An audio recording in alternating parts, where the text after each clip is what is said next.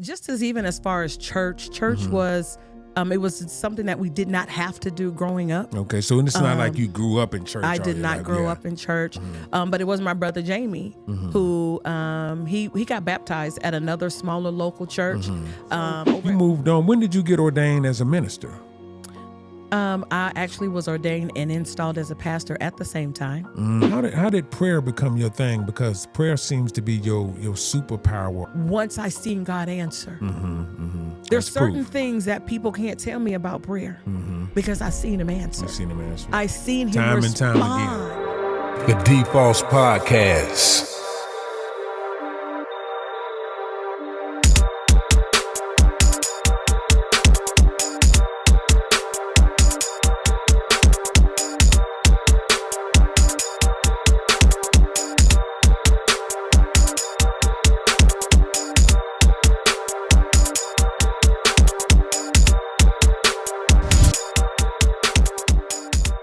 Of the D.Fos Podcast. We are broadcasting live from Vegas Hype Media Network, the premier podcast studio. Shout out to my man Quan on the boards. And today we really, truly do have a special guest in the building. She is my wife, first and foremost. Just want to welcome Pastor Sharonda Manor-Foster to the show. How you doing? I am doing great. Thank you for inviting me. Yeah, thank you for coming. And, the Bible says there's a time for everything. And I know that the timing for this couldn't have been better because we're on the heels of Your Believers Prayer Conference 2024. So it gives us enough time to kind of get into that. So we will talk about that and talk about some other things. Let me just give you a little prelim. Pastor Sharonda she's the third of 11 children born to the Manor family. Shout out to the Manor family. Born right in the heart of the Westside, right off is it 921 Weaver Street? Absolutely. 921 Weaver Street. Now she currently serves as a co-pastor with senior pastor Dr. M. Parson. Shout out to Pastor Parson. She's done 2 stage performances, stage productions. The first one was Tell Her, right? And that was around when?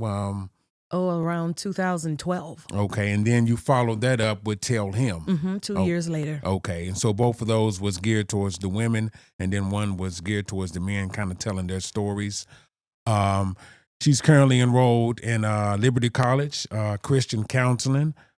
She's an intercessor, a prayer warrior. You can catch her every Monday morning from 7 to 8 a.m. on Monday Morning Prayer on New Antioch Christian Fellowship's page. She also has a book club that she reviews books every month. So we're just going to get into a little bit of everything. We're going to talk about the conference. So first and foremost, how was it growing up in your family on the West Side? Big family, 11 kids. How did that shape who you are today and, kind of shape your life to where we are today? How did that growing up? It's everything. The way we grew up was everything. And I know, a lot of people, there was a stigma. We were West Side projects, 11 children in our household, but it shaped everything. My dad was insistent on us being family. He was insistent on us. And so one of the things that he always taught us, even though we didn't have much, is that we were rich. We were wealthy. We did not have a lot of money, but I believe that we were rich because he told us we were. Yeah, rich in character, rich in person, rich in who you are. Rich in love, rich in family. Yes, and shout out to R.I.P. to Cap. They used to call him Cap, captain of the ship, yes. Captain of the boat. I met him. Me and Sharonda have been together. We've been married for 29 years. And when I first met her back in the mid-90s, I called a couple times and he would answer the phone and be like, no, she ain't here. No, I'm like, man, she's never home. And later on, I figured out you wasn't there. You just Correct. didn't live there. But never really got to know him. But he, from what I heard, he just seemed like a solid person. But he even kind of was preaching life to you guys, because y'all was like in the heart of the West Side, 70s baby, 80s teen, and 90s young adult. So it was Correct. A lot going on. Yeah. What are 2 of the biggest lessons you learned from your mother and your father? My mom, of course, mother of 11 children. Shout out to Miss Linda. How you doing, Miss Linda? Hey, Mom. What she taught us, my biggest lesson from her is she's a fighter. She's fierce, but she does it with grace. Yes. And so she's So so much grace. unassuming. You would never, people don't see that in her, but she has persevered and stood through so much. She's a great teacher of that. And again, my dad taught us family. Family was everything. Yeah. And so someone looking at us probably said they don't have anything. Like they don't have much, no name brand clothes or automobiles or housing neighborhoods or anything. But we were rich. And I believe that. And so to carry that lesson through life, that means if you hit rock bottom, if you have nothing in your life, you're still wealthy and you're still rich because of your character and your family. And he instilled that in us. That goes a long way. And it's like I remember y'all said, he would wake y'all up in the middle of the night and line everybody up. And, I know he, tragically died early in his life, but it's like he knew he had to impart all this wisdom into you guys. It's like it was a sense of urgency, right? And so what are some of the situations that you remember, like he would wake you up? You said it would be something that's going on in the projects, on the neighborhood. What would be anything stand out that he would wake you up like? Well, it was all the time. And he died of a massive heart attack at 43. And so there was just a sense of urgency our whole lives. And so from the time that I can remember, I mean, we're 4 years old, 5 years old. And if he saw anything on the street that he felt like we needed to know, he'd wake us up, load us all into the back of his truck and take us back.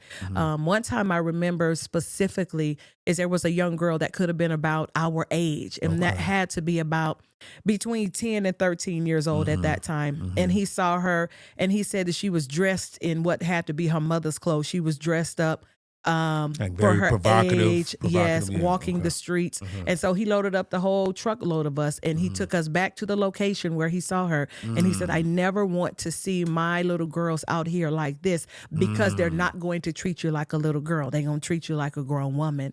And so that lesson is stuck with us. But all of our friends that grew up with us could tell you, if you were at our house and he had something to say, everybody had to come in and sit down. And he was a long lecturer. Yeah. He was a constant teacher. Yeah. It was almost as if he knew that he wasn't going to be here long. And so he was insistent on the lessons right then, right there in the moment. And that's powerful. Even now, like that, like you teach, I always say you teach your kids, you teach their kids. So absolutely. Y'all imparting stuff in y'all children that, he didn't even know would trickle down the line like that. Right. So that's big. That's big. And so then moving along, what are some of your early, I know you was in that, now you are currently a pastor, but even before pastoring, what were some of your early occupations and how we got to the pastor part? I'm born and raised here in Las Vegas. And so as soon as I was old enough, 21, I started working in a casino. And so I have been in the local casino industry for, it was 19 years. Okay. Wow. At that time. And I was in management. And that was my job. I was always in management, moved to leadership. That's what I did for occupation, for work. It was always in that industry. And it taught me a lot. It taught me a lot being there. I know a lot of people, they don't have much good to say about the casino industry. Of course, that's what Vegas is built on. There's a lot of us that are working in there, but the customer service, the people. I learned there that I had a love for people. And that working in the back office with 5 or 6 people was not my thing. I wanted to be out front with the people. And it's so funny now that the customer service aspect would translate over into ministry because it's a people business. Yes. And who would have known that you dealing with that? Did you think like leaving high school, what did you aspire to be initially? What did you just like, I know everybody's just like, I just got to get a job. I just want to, make it. But was that on the horizon? Was like, well, the hotel's the only thing really out here or what? That was pretty much the only thing. I did at one time, I wanted to be a school teacher. I wanted to go be physical education and all of that. But again, looking at where my family was, college almost seemed like it was just out of the question. There was no introduction into how I could go to college. And so it really was get out of school, get a job, be a good person. And that was our goal. In the community, my siblings and I, this Manor gang, we're known as good people because that's the way we were raised. And so it really was just get a job. And that's what we did and took care of our families. Now, we met at the Santa Fe early in the mid, early 90s. I can't remember exactly, 94, 95, Yeah. somewhere around that ballpark. I seen you. I was like, hey, man, I kind of really didn't want to let you know that I liked you, so I was trying to be low-key about it. But I had an eye on you, and I was just like, well, I'm going to just wait and see, you know, kind of what's going on, which I didn't know, but I knew you was working in Keno. Mhm. And so, well, you got to really thank God for the intersection of the hotels, because I probably Correct. would have never met. Correct. We was both off, you know, our relationships with previous relationships we've been in. You know, and I seen, so I just kind of kept an eye on you. Was at any point that you was like, man, I got to get out of this industry? I got to get out of it. Was any point that you felt like you wanted to get out of the industry, or what? I know what it is now, but then I just thought I was just unsettled. And so I did leave. I left a couple of times. Like, I got to get out of here. I went to work at the city jail. There was just a couple of times that I'm like, I got to leave. But none of those things seemed to pan out. And so I would find myself back to where I needed to be, back working in the casino. But I always knew, I remember a customer told me one time, and he was also a manager in another local casino. And he said, you're never leaving here. Really? You will never leave this place. You're going to always be here. Like a detrimental He statement. said, once like, people get here, it's just a dead end, and they'll just stay. And I'm like, I'm not staying. I'm getting out of here. God, I didn't know how I would get out of there. But I was just like, I'm getting out of here. I often think about him now. I don't even know where he is at this point, but it's crazy that somebody can say something just like that and it sticks with you. It That was sticks. probably more of a, you know, a motivation now. I got to get out of here now. Yeah, you know, absolutely. Just that he said that. Yeah, and so, you know, we met around that time and kind of started talking. I think it was your cousin Tiny that kind of set up everything. Facilitated I that. worked with Tiny in the kitchen, and I didn't know you was his cousin. Yeah. And he's like, hey, man, you know, and I'm like, oh, okay. I didn't know that, so he kind of shout out to Tiny. I don't know where Tiny is nowadays, Yeah. but Well, you know, our version of that story is a little bit different because what is your version? What do you have? well, you say you had your eye on me, but I say that I made the first move. But you said you were still thinking about it. I just didn't want to let you know. I was kind of trying to play a poker face. So I used to work 7 to 3 or 6 to 2, one of them, and used to come in at 10 o'clock. Correct. And so I used to always be in the EDR, the employee dining room, around the time you come in. So I was kind of, like I said, I was trying to be low key about it, but I didn't really want to let you know. And I was just waiting for the opportunity to make my move, but I didn't know when. I didn't want to, you know, run up on you and then somebody else trying to talk to you. So I had that. But I think, you know, if we correct, you probably did initiate the first move. But nonetheless, you know, we here. It was in the cards. It was in the cards. Yeah, it was in the cards. So, but I'm glad that, like I say, our paths crossed during that time. Yeah. You know, I don't know if I always tell you this. If I would have met you any other time in your life, I don't think you would have been available. You know what I mean? And I would have been trying to push up on your boyfriend or whoever it was, you know, trying to break y'all up. But timing is everything. So I'm glad our paths crossed at the right time. We do share kids together. We have 2 sons and 2 daughters. Correct. Terry, Austin, Davion, and Aaliyah, and 1 grandson, Carter, 6 years old. So we do share and then that. a granddaughter and a grandson. Granddaughter and a live in grandson. Louisville, Kentucky. Yes, yeah, absolutely. So how has grandma life changed your perspective and where you are in this season of your life now? Oh my goodness. We had a conversation just the other day, and they was like, you have to share what's a happy trigger for you. Like, what makes you happy, even if you're in a down state or a moment or whatever. And it's my grandson. It has completely changed us. He says that you're his best friend, and I say that he's my best friend. Yeah. He's my best friend. But I know a lot of grandparents say it's a do-over. It's another opportunity for what they missed on raising their children. I don't know if it's a do-over, but it's definitely a different perspective. It is. Being really young is. and raising your kids, you're just trying to make it. You're just striving. trying to survive. You don't know what you're doing. Yes. But with him, you're wiser. We're older. We have more to share and more time. To give. And so he's just a highlight. He's just and it's more enjoyable at this stage. Yes. You know what I mean? Yes. I think Pop is probably one of the best titles I've ever had. Yes. Doing so. I wear it with pride. You know what I mean? It really means a lot. So that's different. And my grandma was one of my favorite people. Okay. She was so important in all of our lives. And so, you know, a lot of today's grandmas, they got fancy names. They're sweetie, G mama they're honey, and all that. they're Everything but grandma. You know, everything. But I wanted to be his granny because of my grandma. Yeah, and so, yeah. like you said, for Pop, Granny, it's just the sweetest sound. Yeah. Yeah, that's good. Shout out to Carter. He's always doing his thing. Yes. And just makes you laugh, just being himself. Yes. Just being out of nowhere.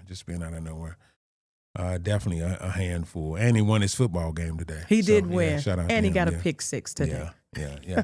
Speaking of football, you know, we last month we traveled, you know, went to Pittsburgh on your birthday month. So Yes. Happy belated birthday month.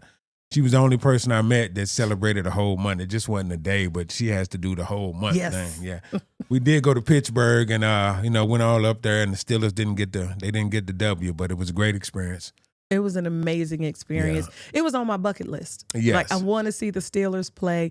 And then more so because it was my dad's team and my brother's team. Yes. Neither of them are here anymore. And so I got to represent, you know, for both of them. And so it was just great. So you kind of Great to carrying be the there. torch for that. And that was Absolutely. the Steelers. Your dad was probably around the Steel Curtain, Mean Joe Green, and all that era of football. Yeah.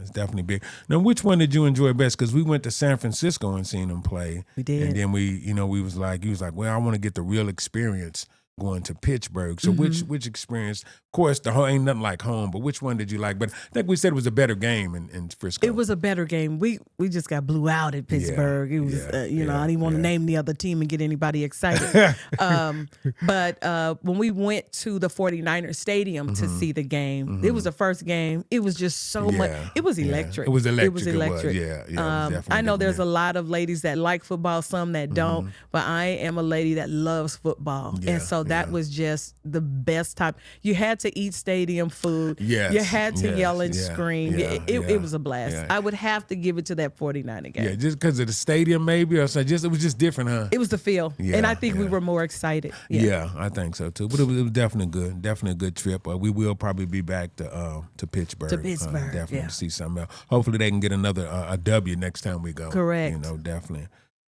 You know, so moving along, like I said, you currently a pastor. When did you first start going to New Antioch Christian Fellowship? And that was the one on Las Vegas Boulevard, the initial campus, right? Correct. So when did you first? How did that? I know Jamie kind of brought you there. So explain a little bit how that whole situation happened. Just as far as church was. It was something that we did not have to do growing up. Okay, so it's not like you grew up in church. I did not grow up in church, but it was my brother Jamie who he got baptized at another smaller local church over at Pleasant Grove, as a matter of fact. Okay, and we would all went there, and then things shifted, and he ended up going to New Antioch Christian Fellowship, where Dr. Naida Parson is the pastor, and he was all involved in the church, and he kept trying to get us, I want y'all to come down here. There's a lady pastor, female pastor, but I want y'all to come.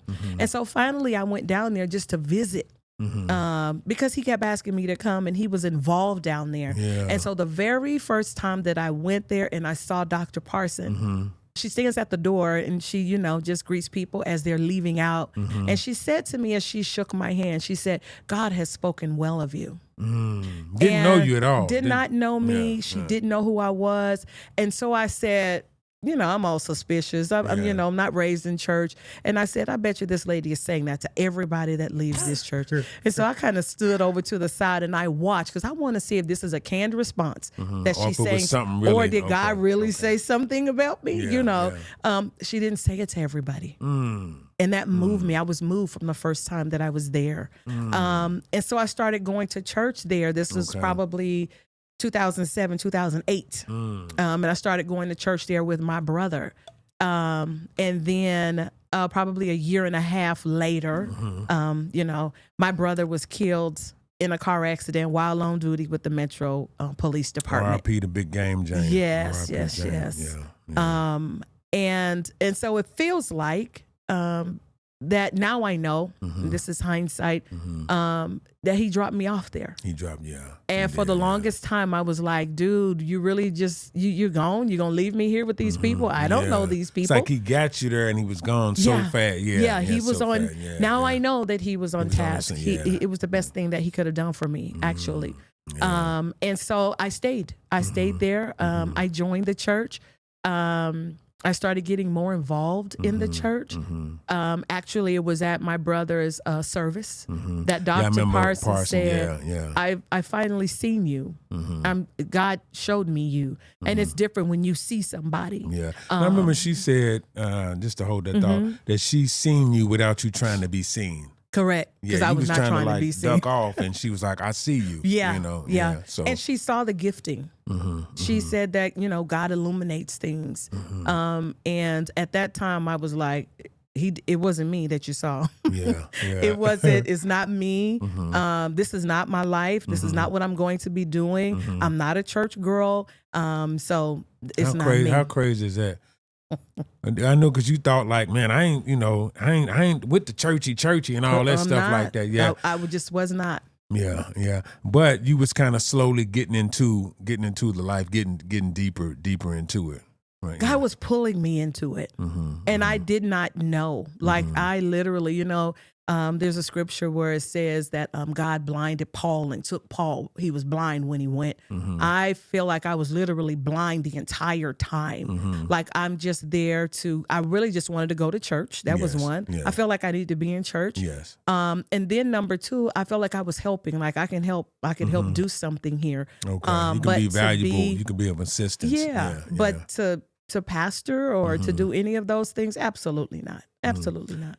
Did you feel that God was still working on you? You know how you people say, I was in the world and now, did you feel like it was a hard shift in that making that transition? Because I know you wasn't buck wild. I didn't know you was, only thing I knew you is like, I dug you because you liked Scarface, E40, and DJ Quick. So I'm like, man, any girl that likes that, they all right with me. You know what I mean? So, but did you feel it was a hard transition, kind of like leaving worldly things and coming, over to this side? It wasn't a hard transition, but it was new. It was new. I remember being in the middle of this transition and our son saying, that's when you had the 6-disc changer in the car. And he was like, I think you're the only person, like you said, that got Scarface, E40 on one side and you got Kirk Franklin and them on the other side. And so, just every now and then, but it was in the middle of the transition. And it's okay to be in transition. Yes. Some people think it has to be some immediate thing, you this or that. God was working me over. I didn't realize what it was. But I'm like, okay, this is not a bad change to make. I think I knew that my life was going to be changed because I would have a drink. I would have a glass of wine. I would have a drink. But the first time that I heard God say, pour it out, I fought with that. I fought with that. And it wasn't like you still try to keep a piece of this life. Yeah, I'm like, do I have to get rid of everything? And I didn't do anything the first time I heard it because you have to know that this is new where you feel like you can hear God saying something to you. I was one of those people that was like, yeah, sure, God said something to you. Yeah, you can hear him. But I heard him say that. Heard it for yourself. And I did nothing. Okay. And then I heard him the second time because I'm still going to church. And I heard it the second time when I was leaving church and he said, pour it all out. And I remember coming home to you because we had like a wine rack. We had where people would leave stuff at the house or when people would go travel, like they would bring me back tequila or something, And I remember coming home and saying to you, I got to pour it all out. Yeah, I remember that the whole rack. That was the day I knew everything was changing. And that was before you even got ordained as a minister. That was early on, but he was already kind of cleaning you up to prepare you for where he was going to take you at. Yeah. And so we poured it all out that day, you and I. I even tried to keep the cute little wine rack that I had. And I'm like, I can put, condiments on here. And he's like, throw it all out. And he wouldn't even allow me to give it to anybody. I'm like, I know people who still drink. And he was like, pour it out. Yeah. And so we dumped everything. But that day I cried. Did you? Why? Because it was a dying to something or what? Yeah. Because I knew that part of me was over and I knew He's not going to be like, oh, I just told you that for that little season, but now you can go back. It was never going to come back. And I knew that. And the transition was hard. Not because I just wanted a drink, but I knew there was things that I would never be able to do again. Yeah, going forward, there is no looking back. What do you say about, people in that space that's making the transition that you lose friends and relationships, even though it's people that you cool with, but I just don't rock with how you. I can't do that no more. You know what I mean? So how do you navigate that when you got friends that's still on this side, but your life is shifted? Yeah. You love them still. I have friends that are in my family. People, they don't understand like what happened to you. This used to be you. We used to be able to do these things. And so you have to give people grace too to try to understand where you went. This is what we did. They didn't hear all of what God told you. They haven't experienced all of what God told you. And so you have to give them grace. Some people will fall away. Those who are meant to remain, meant to stay, they stay. They stay. And again, it's a grieving process because what we used to do, where we used to go, how we used to talk, we can't do that anymore. Thankfully, I didn't have any people that got angry. Or people that kind of understood. People kind of I didn't get that. But it was an adjustment for my family. Like I was the first one in the family. Like you're not drinking no more. You and can't that was just do that such a no social more. thing. Yeah, family it time was just and, the girl night out. Let's have a glass of wine. But they understood and they respected it. Even just going to family gatherings, different, siblings' homes. They wouldn't push anything in my face. As a matter of fact, I don't even know it's there. Nobody ever just lines it up, and they're very respectful of my decision.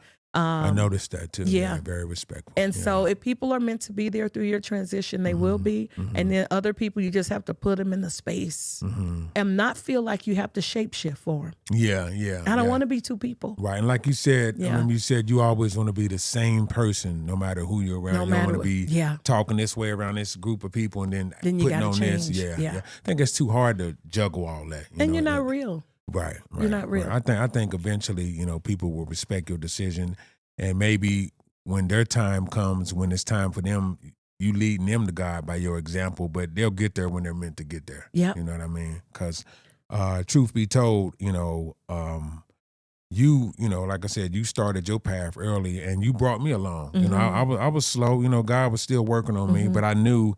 As us being a couple and being together, it was some things I had to die to and had to kind of, straighten myself up, if you will. You know what I mean? Just being when you and being where you was at. So it is a process, and you feel like a part of you is dying, but some things must die. Some things must die for something else to live. Yes. And he was just giving me something else to live for. And so those two things, that person, those things, they couldn't exist together. He was doing something else. And it's our lifestyle. If you can't ever say a word to anybody, explain to them who you are, what you're doing. If they were able, people had a little private camera that's on you all the time. If people are able to watch your life, what does your life say? What does because it say? people want to believe, but they're also looking for a reason not they're looking to have for the to. first thing. I knew it. Yep, they slipped up. I knew it. Yeah. That's why you got to be careful being seen and wherever you go and social settings and who you hang around and everything. I remember I heard it put a certain way that people will accept you as anything else in the world except a man or woman of God. Absolutely. And I just thought that's so crazy, but it's so true. Like anything else you cool with, but as soon as you start rocking on this side, now that's a problem. So that's weird. And so you moved on. When did you get ordained as a minister? I actually was ordained and installed as a pastor at the same time. And that was in 2017. Okay, 2017. We moved on and opened a second campus at the church. Okay. And New Antioch Christian Fellowship at Aliante. Aliante. What's up, Aliante? Shout out to Aliante. Okay. And so you was planted there. You came from Central and then went to open a second campus. Dr. Parson opened a second campus. And of course, people from the original campus, they move over to help start that up. Okay. And it was just my intention to just help get it going. I wasn't going to move. But again, God had a plan the entire time. And then ministry started to grow. You feel responsible. God is pulling you to ministry. And that person that was like, don't call me a church girl. This is not what I'm trying to do. I'm not like y'all. God was talking to me. And I just remember my pastor saying to me, you don't believe anything unless God himself tells you. But I was waiting because I had built up what I thought church people were. And God was showing me different. You had a stereotypical view of what Oh, absolutely, church, I did. And when everything happened with my brother, with Jamie's accident, and New Antioch stepped up and showed up and was present, I'm like, oh, wait, this church people, this is the way it is. And I felt like I was indebted to them. I felt like I owed Pastor Parsons something after that. And so, you know, I've served with her. I don't feel like I owe her anything anymore. She's my friend, my pastor. So I just stand alone now out of loyalty. And she's a great teacher, mentor. A great teacher, Oh, my gosh. But yeah, it was what God had called me to. And so then the minister came along and then the pastor came along. And now again, since 2017, I've been pastoring alongside of Dr. Parson. This will be my second year being co-pastor of the Aliante campus now. And you had to kind of get used to that suit because it was a new kind of fit for you to kind of going forward to that. Yeah. How did prayer become your thing? Because prayer seems to be your superpower or your thing. I know initially y'all started with Pastor Linda. Correct. So yeah, but how did prayer become your thing? It was gifted to me. And again, it's like everything else for me in this journey that it is I'm blind. I'm blind. Coming to prayer service was a responsibility of the leadership at the church. Okay. And so I would come to prayer because the leaders were expected to be in prayer. Okay. And then something started to develop. Like I didn't want to pray. Don't ask me to pray out loud. Leave me alone. I'm gonna hide in the back. But I wanted to be there. I wanted to be in the room. Something was pulling me to the room. And then Pastor Linda was teaching us how to do it. And we'll talk about that. But she was teaching us how to pray, the importance of prayer, and it just got into me. It's just became who I am. And I wanted to do it. And I just remember feeling like he can hear me. He can hear me, yeah. God can hear me.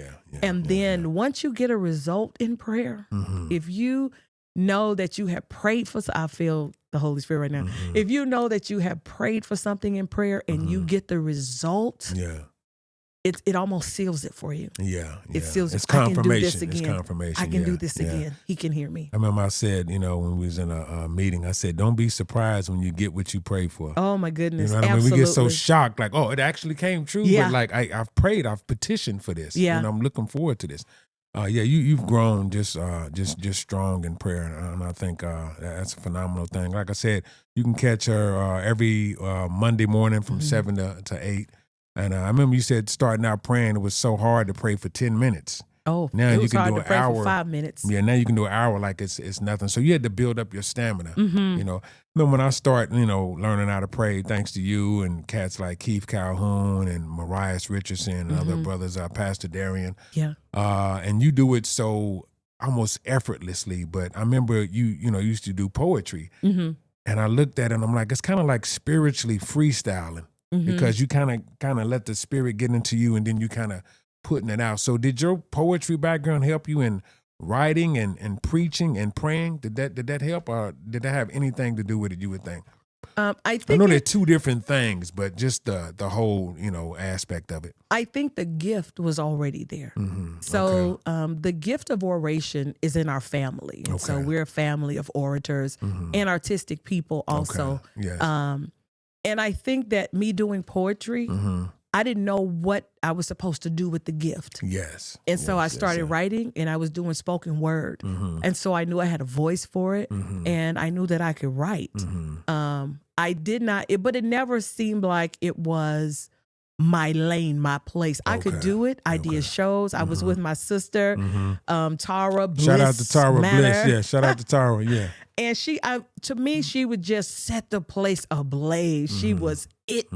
her and China Hudson, like they were killing it. And I felt like I was along with them, like I could fit in the crowd, but it never quite felt like I was good at it. Yeah. But as I began to transition and shift into writing sermons, into praying, into using my voice to speak and preach, this is what I was supposed to do with that voice all along, with that gift. But for sure, it was a transition because I had kind of knocked nerves off, if you will, and standing before people. Yes. So you speaking. You're nervous every time. I'm still nervous on Sundays, but some of that nerve in, like, I got to put that away now because it's time to go to work. It's time to really go to work. And so that helped. Yeah. I know my boy, Tony, Anthony Venegas, he said that he learned, like, he honed his skills in the world. He's a videographer and camera, but he used it, for God. But I think a lot of people do that. You're not knowing till you look back. Yeah. But I'm honing it in the world, using it. And then when it's time to use it, I've prepared myself, got practice and all that. So. And some of those giftings were always for God. Yes, they always, were always for God. Like, I knew you, and I knew which way you were going to go. I knew I seen you coming. And it was always for that. So he's so gracious, God. He'll allow us to try some stuff. Yes, yeah. Like, okay, go ahead and try the poetry. I'll be waiting on you when you get back. Go ahead.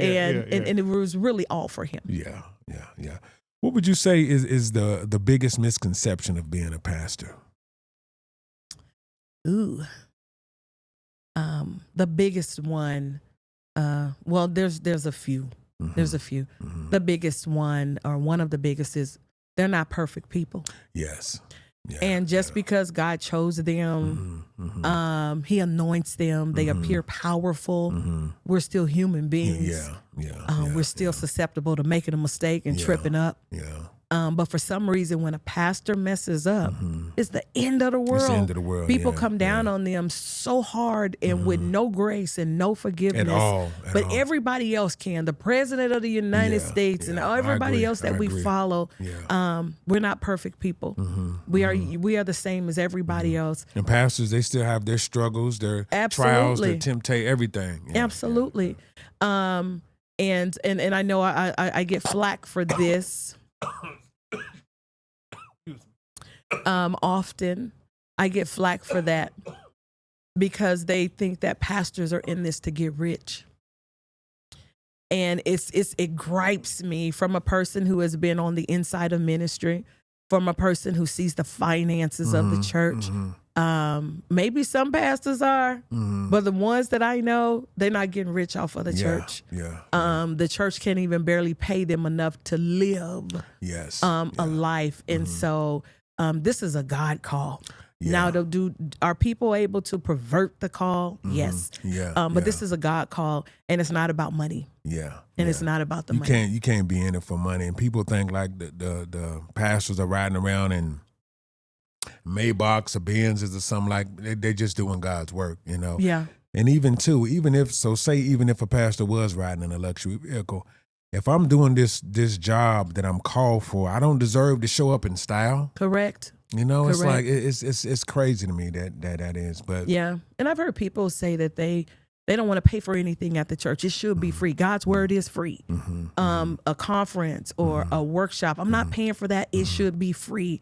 And that just blows my mind for people to say that, because who's paying for the room? And you expect the lights to be on, the air conditioning to be on. Who's paying for that? Who's paying for the printed material?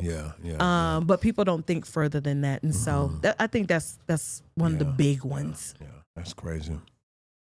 Well, today's episode is sponsored by the Believers Prayer Conference. That is coming up. So we're going to talk about that. And we're going to run a video, Quan, if you can cue that video up for us. This is from 2022's Believers Prayer Conference. And man heard, and man spoke, and God heard. The most powerful, pivotal moment. I'm glad you're here, because we prayed for you. communication with God. You say something, he says something. He asks you a question, you give him an answer. You ask him a question, he gives you an answer. You really entered into prayer when you're having a two-way conversation. God is of our heart. You will answer to it, Father God. So he come with the desires of our heart. If this tears, I did not need your relationship. These are the disciples. He humbled them.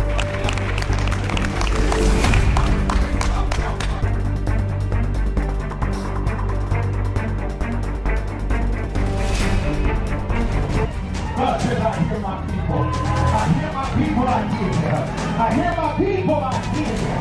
In the name of Jesus. Now, I shouldn't have a revelation of who you are, because if it had been up to that trauma in my life, I would have been and lost my mind. God, that you have given me, given us.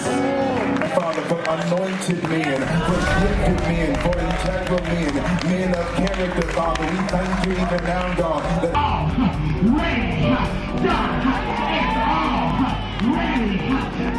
I see it for myself. I see it for myself. I see it for myself. I see it for myself.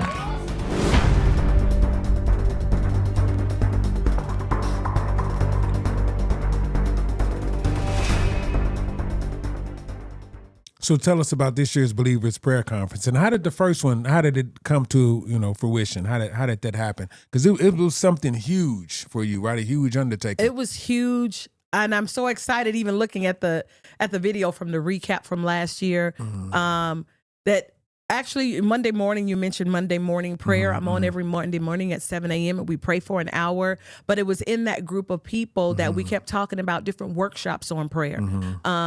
We pray for an hour, and then we have what we call the after talk of prayer. Yeah. And we started talking because people wanted to know more about prayer. Teach us about prayer. How do we do this? What is it? And so I said, maybe we should do a prayer conference. I had done a training over at Pastor McCoy and Adrian McCoy's church over Shout at out to Foundation. McCoy and them. Shout out to the Christian Foundation. Center. And I did a training for their prayer team, and he said, you got a whole conference here. This is a whole conference. And so I remembered what he said, and then the Monday morning crew was asking for taking the more feedback and on it. And I'm like, y'all, we're going to do a conference this year. And it was huge. I had never done a conference of my own. Not one of those people that just say, I need to be doing something, or I got to be doing something. But God was behind it. Yes. He's like, teach my people how to talk with me. Teach them how to have an intimate conversation, relationship with me. And so we went to work, and I was so grateful for the people that came alongside. Of course, Dr. Parson was right there. Of course, she's put on conferences before, and she's like, I'll help you.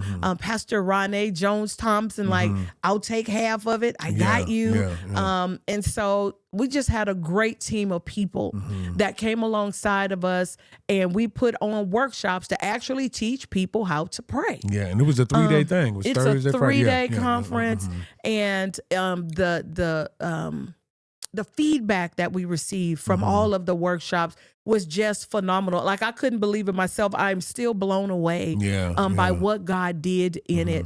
And I wasn't sure if this was going to be an annual thing, something that we would do over and over again. Yeah, it was almost like a one shoot, and then you got feedback after the other one ended. From that, it's like, we want more of this. And more than the people saying we want more, God is still saying, teach my people how to pray. Yes. Teach them how to pray. Now, and I don't spend too much time on this, but even as that was coming about the conference, and I'm saying, I'm going to do a conference to teach people how to pray, there's always a sidebar of people that's like, we don't need a conference to teach people how to pray. The Bible tells us how to pray. It really was just negative feedback for me, because I had already knew what God told me to do. And then there's people that say, well, it don't take all of that. Like, we pray for an hour every day in our ministry. It don't take all that. One word of prayer is enough, and it is.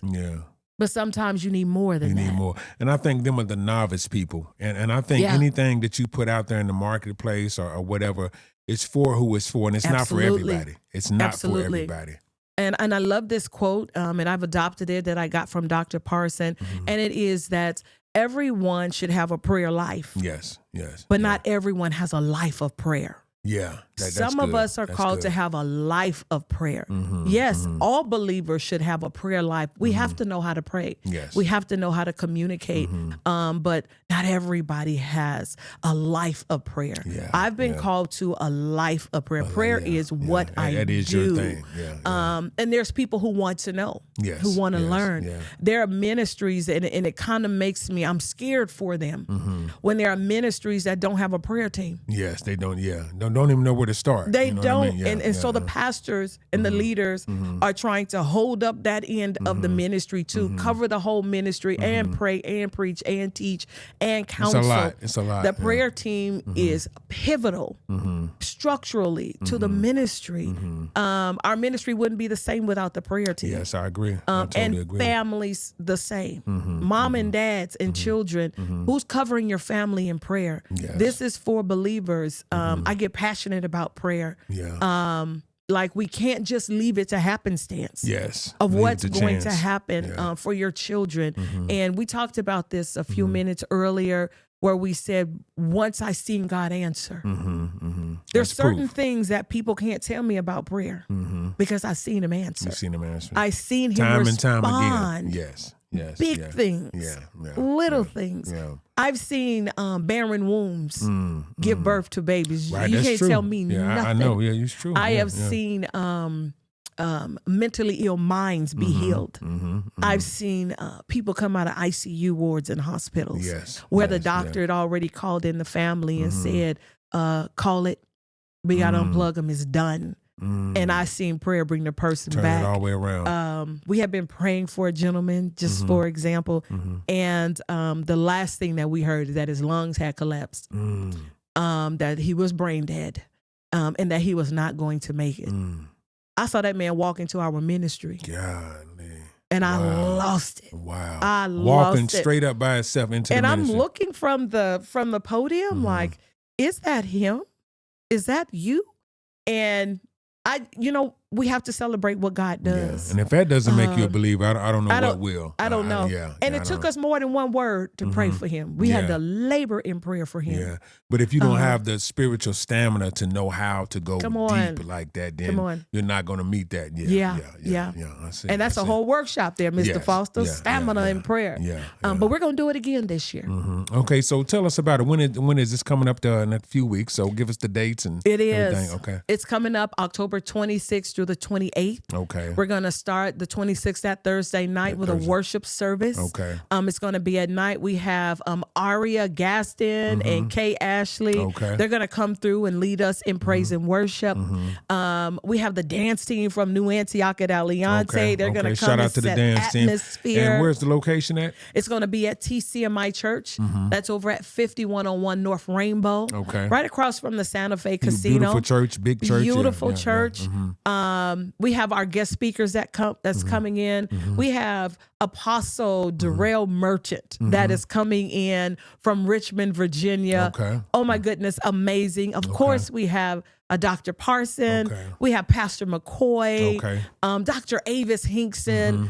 All of these people are going to do workshops. They'll be there with us. So we have Thursday night a worship service. Friday from 8 to 3 we're going to have workshops all day. Okay. We'll come back Friday night for another worship service, and then we'll have workshops on Saturday 8 to 3. And I have to share that we do a training, which is the first training that I did, the one I mentioned for Pastor McCoy. Okay. And it's praying through the tabernacle. It's a prayer pattern. It's the way that we were taught. And my God, it is amazing. Stephanie Cepeda has recreated all of the furnishings from the tabernacle. Shout out to Steph. She did her thing. She did that, man, and they will be at the conference. And so we're just excited about what's going to happen. We have vendors coming. Chantel's Gifted Boutique will be there. Okay. ACS will be there. It's a full-blown conference. A full and you leveled it conference. up from even last year. You went a Absolutely. step up. And I like the training I had last year when men pray. Yes. Teaching men how to kind of go into depth, how to be leaders in prayer.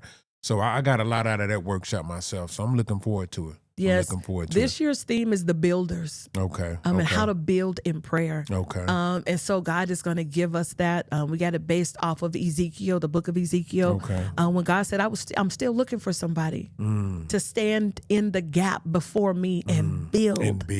And so that's what we're going to do. I get excited about it. Yeah. Prayer and we put is the link to the conference in the comments right here. It's the Believers Prayer Conference, bpconference.org. So click on there, register, Yes. get your tickets and everything. And let me share this about the conference. Last year, we didn't have this component. This year, we have a whole youth conference. That's right. That's that's going a to new happen element. in the conference. Okay. Yeah. So it's geared towards the youth. Middle right? schoolers and high schoolers, Okay. they'll have their own workspace, their own workshops. We partner with CGR Leadership. Okay.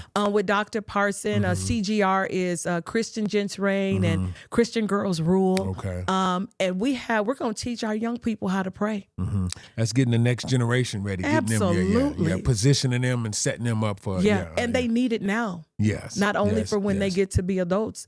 Our youth need to know how to reach God now. Yeah. Because yeah. there are some things that's happening in the home, happening with them, that they're not going to tell their parents. That's true. So they need to be able to fight and have a reliable source like God for themselves. It's going to be amazing this year. Yeah, I think so. I really think so. That's big. Did you feel, I know we talked about a big, how scale of it is, but if it's, what they say, if your goals and dreams aren't in scaring you, they're not big enough. That's when Right. you know you need God. You know, did you feel his presence behind the whole thing, like helping put it all together, connecting the dots? I did, because again, we're over at TCMI Church, and it's a huge church. And anyone who knows and have ever put on anything, there's a cost behind all of this. Cost. Yeah. It costs to have their facility, the beautiful place. And I went over there. Yes, I am pastoring. We have our own church over in Aliante and Central Vegas. But I wanted us to feel like we were away at a conference too. And so that's why we went away from home, so that we could be there. But it costs. And I want to be a blessing to the people that come to preach and teach. Yes. And so God had to be in it with us. He And had giving to. them something of quality, a quality event, quality location. Yeah. And why do we have to do the things of God? I was talking with someone this morning, and we're talking about the budget of the conference. There is a budget that we have to meet to get things done. But I said, why do the things of God have to be downscaled? Yes. Why do they have to be cheap? Cheap. You're right. Right. When nobody said anything, and I ain't banging on nobody, but we just had 2 major concerts to come through Las Vegas at the Allegiant Stadium, and nobody said, "Hey, why don't you guys go over to the Thomas and Mack?" Nobody said nothing. They didn't try to downsize that, right? And they paid to be there. And they pay without the question. things of God have value. Yes. And for some reason, believers think that it should be free or it should be cheap. Yeah. But we're willing to pay for everything else. Yeah. And so for God, I want to go big. My brother James was like, go big or go home. Go big or go home.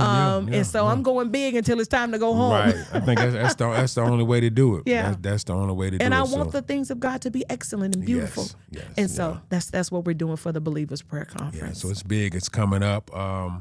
Like I say, you can register. It's in the comments. You've seen the clip where so it's going to be a lot of energy, a lot of excitement, a lot of training. Yeah. A lot of vendors and everything. I had a great time last year. So it's going to be big. bpconference.org. BP Conference. Yep. Okay. And you can also catch Sharonda every second week of the month. Every second Sunday. She's up to preach, so she'll be up tomorrow. Correct. Just by having a chance, she'll be up tomorrow. Anything else you want to leave the people with before we get out of here? No, that's it. Y'all come and join us at the Believers Prayer Conference. You'll be blessed by it. Keep on believing. Keep on believing.